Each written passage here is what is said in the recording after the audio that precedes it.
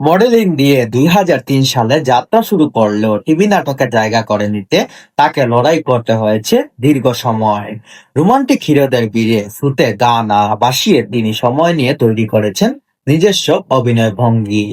বহুমুখী চরিত্রে নিজেকে ভাঙা গড়ার মধ্যে দিয়ে নিশু প্রমাণ করেছেন তিনি শুধু তারকা নন, একজন দক্ষ অভিনেতা।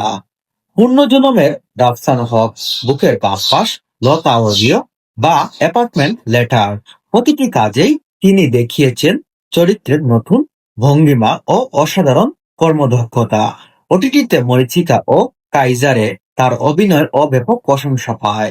দীর্ঘ অপেক্ষার পর ২০২০ সালে সুড়ঙ্গ দিয়ে মাসুদ চরিত্রে তাকে পৌঁছে দেয় নতুন এক উচ্চতায়। এরপর সেই তার ধারাবাহিকতায় দেখা যায় তাগি সিনেমায়। শিগগিরই শিগগিরই মুক্তি পেতে যাচ্ছে বহুল আলোচিত সিনেমা ডন সিনেমা।